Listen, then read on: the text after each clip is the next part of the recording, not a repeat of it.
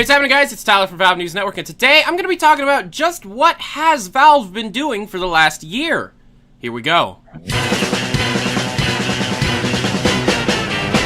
Now, as most of you know, Valve is a very opaque company when it comes to talking about the work that it's actually doing. But the silence that Valve has been putting out lately has been quite unusual to me. So to be able to fully understand what Valve might be doing, let's first go back and take a look at what Valve has been doing that we actually know about. First of all, Valve announced the expansion of the Steam universe back in late 2013. The first thing they talked about in this Steam universe was the Steam controller, and the Steam controller was Valve's answer to the stagnant growth of video game controllers in the last 10 years. It was a new kind of design with touchpads and was supposed to be able to give the player complete control over any PC game in the palms of their hands. This controller was supposed to be released in 2014, but after a lot of different design revisions, it is supposed to be set for release in early 2015, but no one knows for sure. Now, the controller itself was one of the major additions to the Steam OS, and Steam OS was a Debian Linux-based operating system that was supposed to reach Valve's goal of a windowless, DirectX-less PC gaming market. This operating system was released in open beta in late 2013,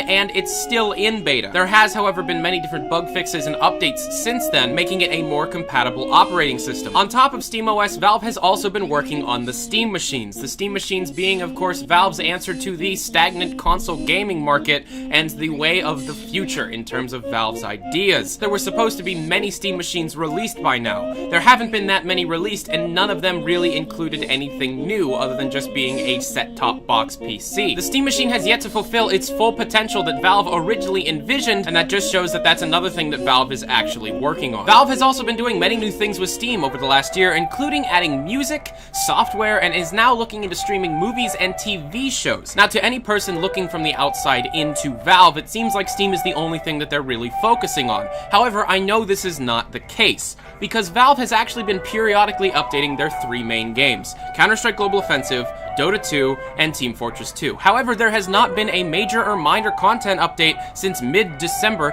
2014. And on top of that, the major updates for Counter-Strike Global Offensive and Team Fortress 2 have been quite lackluster, to say the least.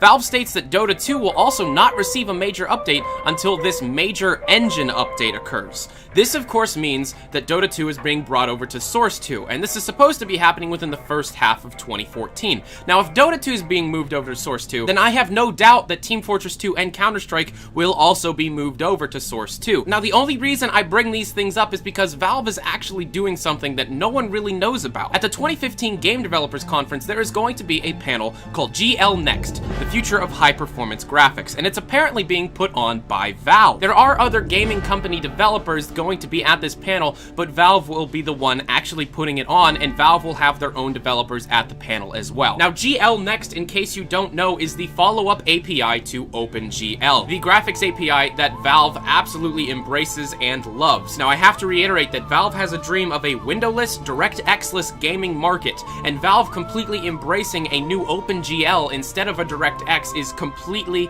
following those dreams. This, first of all, states that SteamOS will fully support whatever is next for the OpenGL API, and also it makes me think that Source 2 will fully embrace this API as well. Now, this panel is actually called The Future of High-Performance Graphics, and if Valve is putting this on, Valve is the one that has to demonstrate what these high-performance graphics are going to look like. How do you demonstrate the next generation of high-performance graphics? You don't do it with an old game, you do it with a new game. Now, they could just demonstrate a souped-up version of Dota 2, but I feel that this is an excellent time to be able to show off Source 2. And they can show off Source 2 with any of the games that we know are being developed, like Left 4 Dead 3 or Half-Life 3. Now, I doubt they'll actually just go out and announce Half-Life 3 at the Game Developers Conference, but I do think we're going to get a taste of something that we have yet to see. It is completely possible that Valve might premiere a completely new IP at the Game Developers Conference this year. We already know that they developed things like Stars of Blood and completely canned them, so Valve is completely capable of creating new IPs at this time.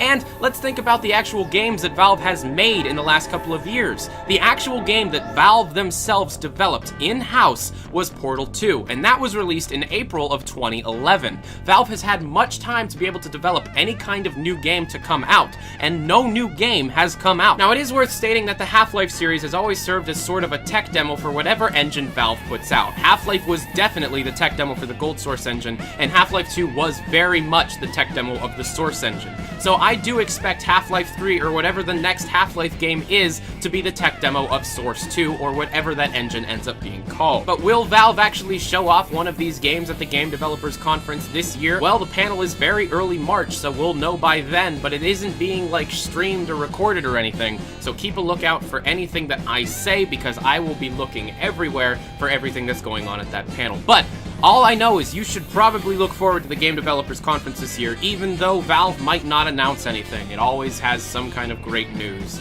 So thank you for watching. In case you don't know, I'm Tyler McVicker. This is Valve News Network. I do a bunch of Valve videos about Valve stuff all the time. I love Valve. If you like this video, please hit the like button, subscribe, favorite, comment, do all that stuff. It helps me out. If you want to watch some of my live streams, which I do them all the time, and I take them very seriously, check out my Twitch channel. Link is in the description. If you want to know what I'm doing at any time related to Valve, check out my Steam group, Valve News Network. Link also in the description. But thanks for watching, guys. As you know, I'm Tyler McVicker. This is Valve News Network.